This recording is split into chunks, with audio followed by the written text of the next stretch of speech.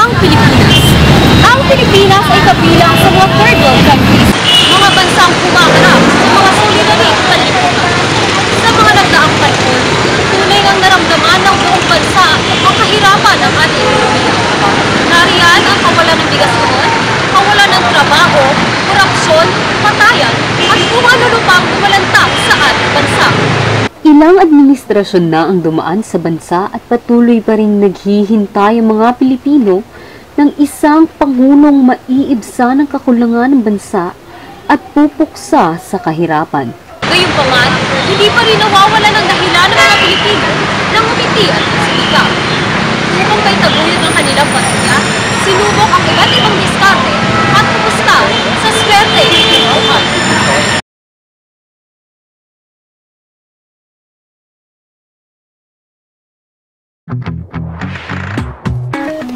Una sa listahan ng mga Pilipino ay ang pagsali sa loto.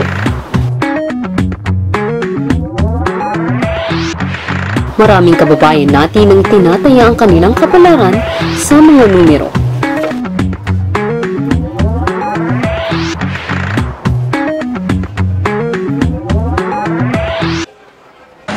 Araw-araw yun, bataya ako.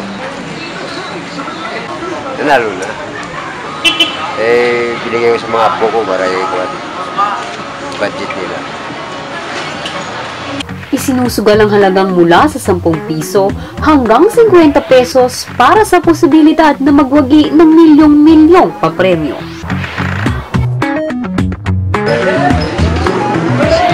May mga nananalo at may mga hindi rin pinapala. Ngunit patuloy pa rin ang pagpila nila, dala ng pag-asang numero na nila ang mabubunot. And our first winning number is number 32. Matagal na nanalo na kami. Mga siguro 11 na beses. Ayun. Manalo ako sa jackpot, bibili ako ng bahay. Tapos negosyo. Bibili po ako ng bahay. Tapos magninegosyo, tulungan ko mga magulang ko, mga kapatid ko. Tonight's Grand Lotto Jackpot prize is 82,467,800. Sa kasalukuyan, ang papremyo sa loto ay umaabot na sa 86 million. Patunay lamang na marami pa rin ang tumatangkilik sa limpak na swerteng handog nito. Marami pa din ang naniniwala na sila ang makapag-uuwi ng milyong-milyong salapi. Ang tingin nilang sasagot sa kakapusan sa buhay.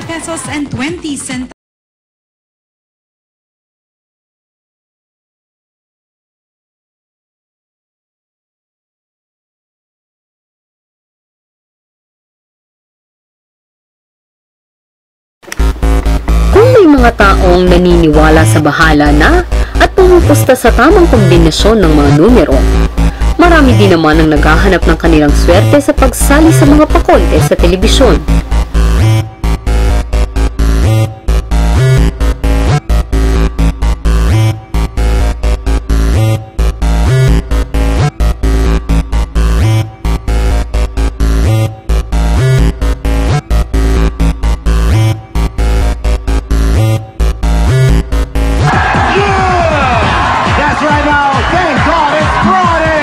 Maraming game shows ang parang kabuting nagsusulputan ngayon sa bansa.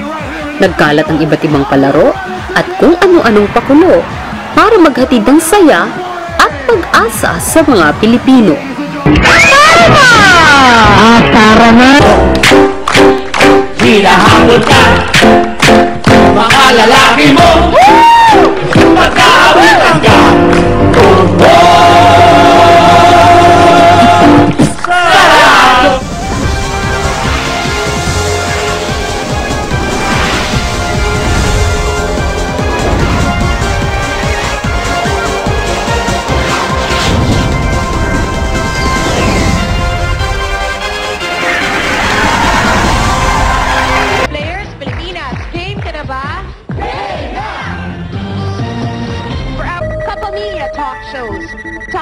ng Kerr Talk Show na pinapalabas sa ABS-CBN. Mag-uumpisa na ang mga simpleng katanungan Anong pagkain ang nasa barbecue stick? at ang mga tanong na di ganun kasimple. Magbigay ng bagay na mahihiya kang makita ng nanay mo sa kwarto mo. Kondo. Bagay na pinipisil. Lahat ng sagot pasok dapat sa survey results. Sabi ng ating survey, Ito ang nakakatuwang labanan ng pamilya, Family Feud. Ngayong Tulad ni Aling Susan Cruz, nasuki ng samot-saring game show sa TV. Game po. Sasali ako sa mga game show. Actually, apat na yung nasalihan kong game show. Dati, last 2005, sumali ako sa Wawawi, Pinalad, Manalo, nagkaroon ng konting kabuhayan. Nanalo ako ng kabuhayan showcase, pero later on, nawala din. Sumali ako sa Singing Bee. Pagkatapos ng Singing Bee, nang makasali ako sa Singing Bee, hindi kami nanalo, pero nakapasok kami sa second round. Pagkasali ko sa Pinoy Henyo, yun, hindi rin nanalo, pero hindi ko ginagawang hanap ko ito. Tapos lastly, sumali ako sa Panahon Ko To, yung kay Luis Manzano. Kaya lang ako sumasali dahil baka malay mo, ito yung stepping stone ko para maging artista, di ba? Sumasali ako sa mga game show, masayahan kasi akong tao.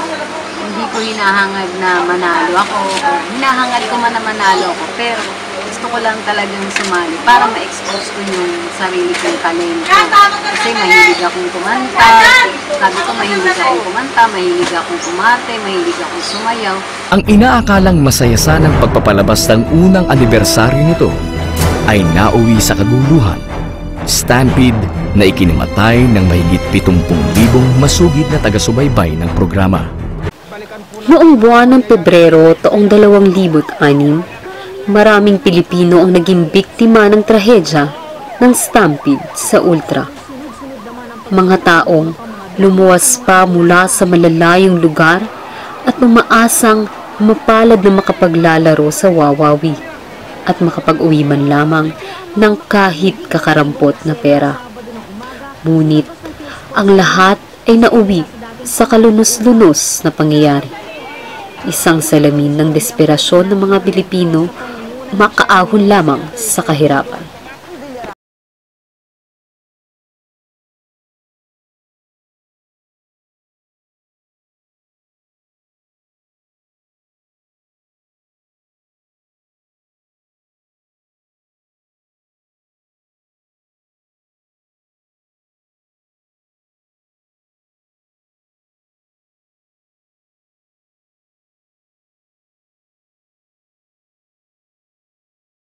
Mula sa swerte ng palaro hanggang sa swerte ng ginto. Karaniwan na sa ating mga Pinoy ang pagsusuot ng Lucky Charms na ating pangnamana sa ating mga ninunong incheck. Sila ang nagturo sa atin ng paniniwalang ang feng shui ay nakapagtataboy ng malas at nakapagpapapasok naman ng swerte. Originally, ang feng shui kasi is a combination of two words, that's feng and shui, meaning is wind and water. Kaya when you say the word wind and water, so it's more about you're checking about the environment, how the energy na nag-affect sa atin. So yun yung mga tinitignan natin mga klase, no? Kaya yun yung mga importante to get in terms of feng shui, study of environment. Then doon mo malalaman kung paano yung mga energy nag-affect sa'yo. Kaya mainit ka dyan, okay, north, south, east, west, at hindi na daw ko check it.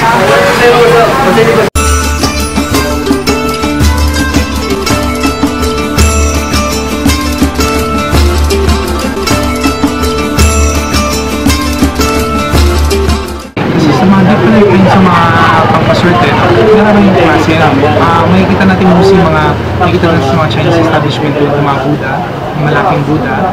Meron din tayong mga tinatawag na mga lucky cat. So mga lucky cat kasi ginagamit naman ito para to attract money.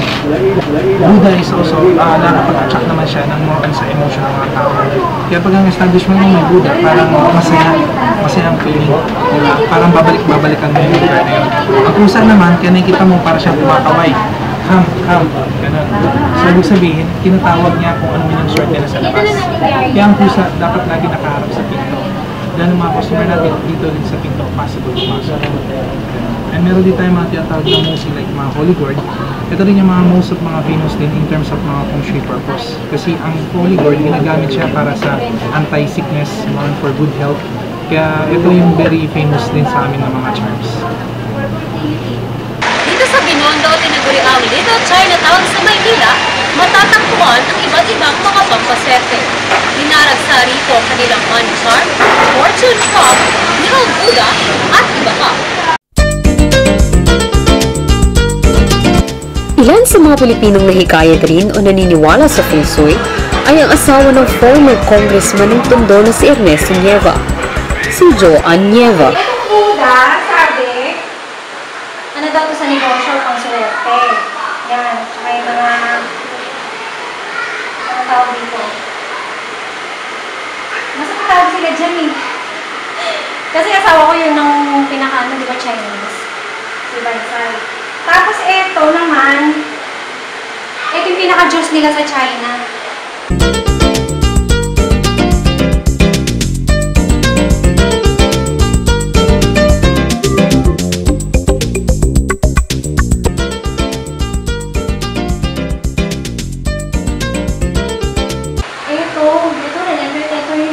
Ito rin yung, tapos ito yung parang pinaka-ano din nila. Tapos ito yung tatlong, parang sa atin tatlong hari sa negosyo din yan. Oo naman. Si Bansay, di ba, naging congressman, naging prinsipal. Kaya, maganda rin ang pasok ng kabuhayan. Kasi parang napatunayan mo na dahil sa asawa ko, di ba, syempre, ilang ano niya. Maging maganda naman yung ano.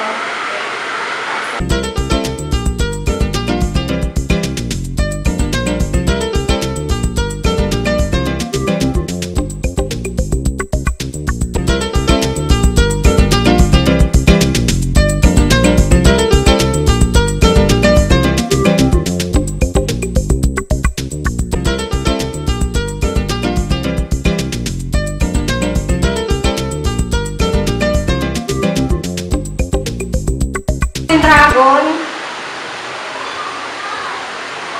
Ano yata to eh? Sa sunog yata o ano? Basta iwas sa sakuna, sunog. Ito naman sa ano din, kabuhayan din. Parang penchay siya para umali yung sumagana. Nag-aalay nga kami. Kasi ano daw yun eh, pag nag-aalay ka, lalo yung mga paper ba, yung sinusunod, pera daw yun. Pampadagdag. Naiwala ko. Tsaka, nasa tao rin. Kasama rin yun. Kasi kailangan masipag ka rin. Hindi naman lang naniniwala ka doon. Pero meron din tulong. Pero hindi lahat. Usong-uso na nga sa mga Pilipino ang mga feng shui items. Kaya naman, makikitang nakadisplay ito kahit saan. Mababahay, tindahan, sasakyan, at opisina. Patuloy pa rin ang pakikipagsapalaran ng Pinoy sa iba't ibang swerte ng buhay. Sa numero, sa palaro, sa mga charms at sa kung ano-ano pa. Kahirapan nga bang maituturing na ugat nito? O bahagi na ng kulturang nakagisnan? Ano man ang dahilan, hindi pa rin maikakailang sa swerte na bubuhay ang mga Pinoy. Naghahatid nga ba ng swerte o sadyang dahil sa may kapal kung kaya't nananatiling matatag ang mga Pilipino?